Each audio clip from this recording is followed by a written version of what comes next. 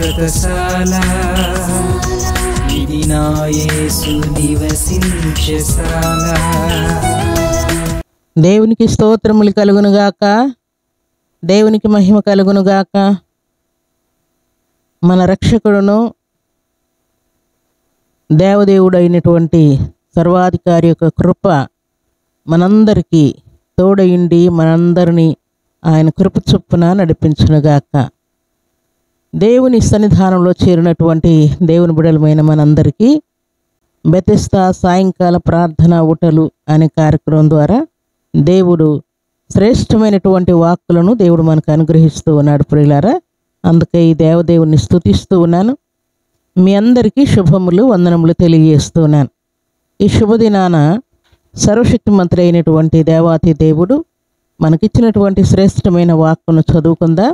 పరిశుద్ధ గ్రంథంలో నుండి ప్రసంగి గ్రంథము 5వ అధ్యాయం 1వ వచనాన్ని చదువుకుందాం.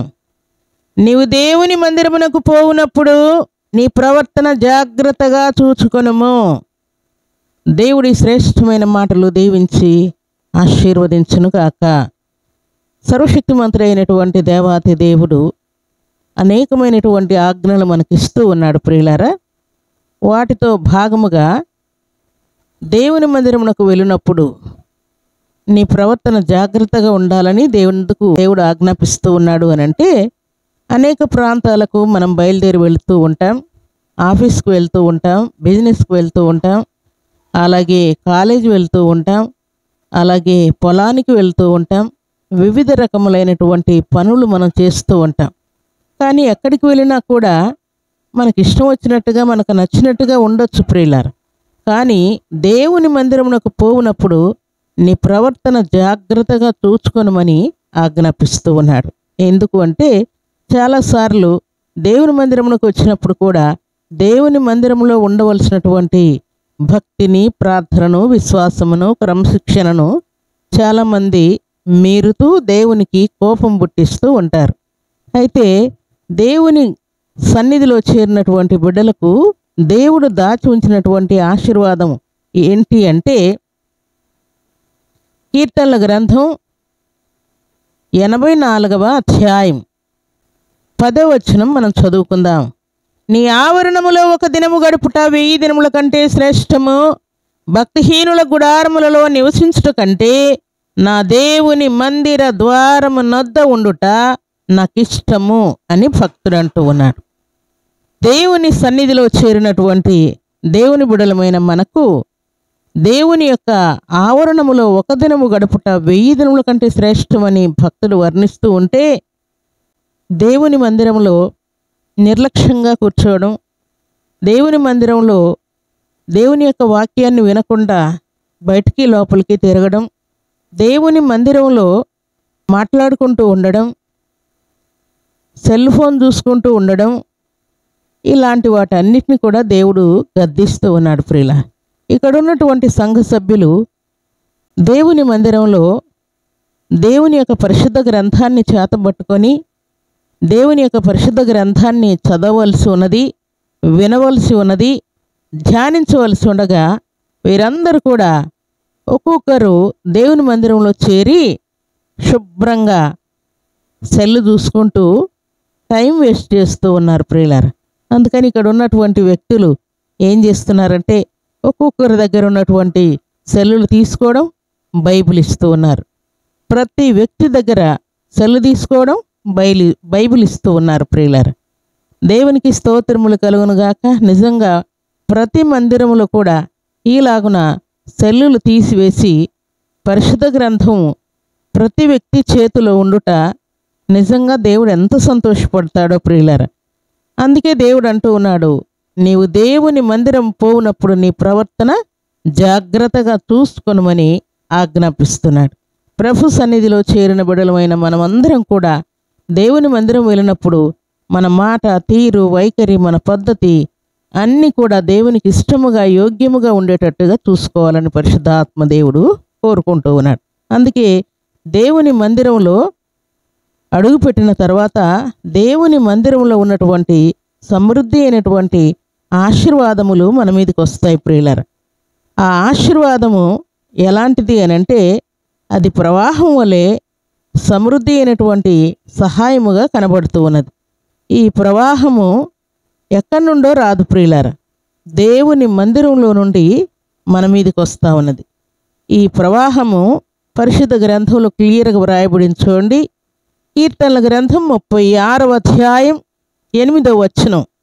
నీ మందిరము యొక్క సమృద్ధి వలన వారు సంతృప్తి నొందుచున్నారు, నీ ఆనంద ప్రవాహములోనిది నీవు వారికి త్రాగించుచున్నావు.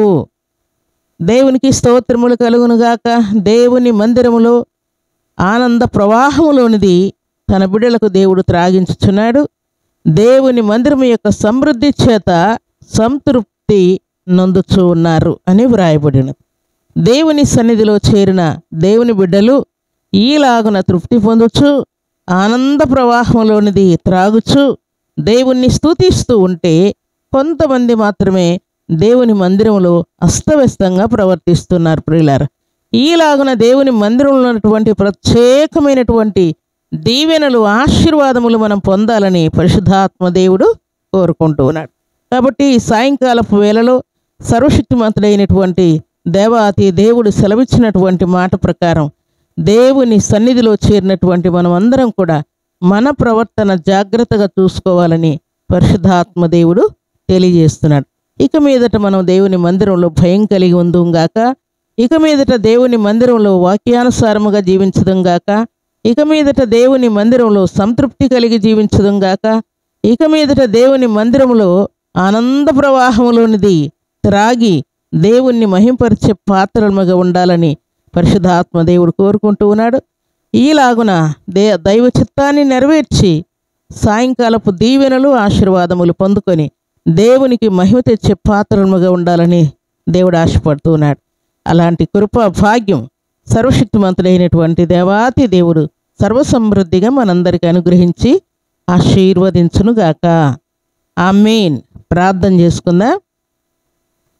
భూమి ఆకాశములను కలుగు చేసిన మా తండ్రి, మీకు కృతజ్ఞతాస్తుతులు, స్తోత్రములు, వందనములు చెల్లిస్తూ ఉన్నాను. ఈ శుభదినాన పరిశుద్ధమైనటువంటి మీ సన్నిధానంలో చేరినటువంటి మమ్మల్నందరినీ కూడా మీరు జ్ఞాపకం చేసుకొని నాయన మీరిచ్చినటువంటి శ్రేష్టమైన వాక్కును బట్టి కీర్తిస్తున్నాను. ఈ సాయంకాల దీవెనలు, ఆశీర్వాదములు సర్వసమృద్ధిగా మీ కృపలో నుండి మాకు అనుగ్రహించి, నిజముగా నా తండ్రి నీవు దేవుని మందిరమునకు పోయినప్పుడు నీ ప్రవర్తన జాగ్రత్తగా చూసుకునమని ఆజ్ఞాపించారు.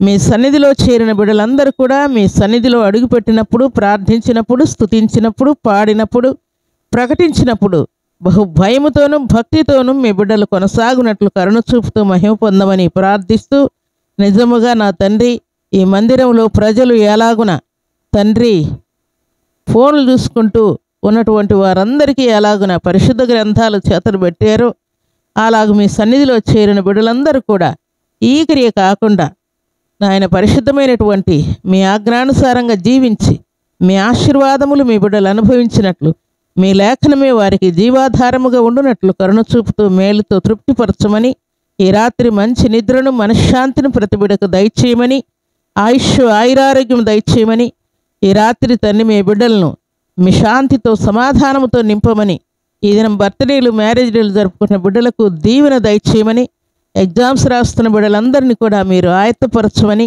జ్ఞాన వివేకం కలిగిన ఆత్మతో నింపమని, వారి హృదయాల్లో ఉన్నటువంటి భయం, ఆందోళన, కలవరమును కొట్టివేయమని దీవించమని ప్రార్థిస్తూ, మీ కృపగల హస్తములకు మీ బిడ్డలను అప్పగించుకుంటూ యేసుక్రీస్తు అతి పరిశుద్ధమైన నామములో స్తుతించి ప్రార్థించరి తండ్రి.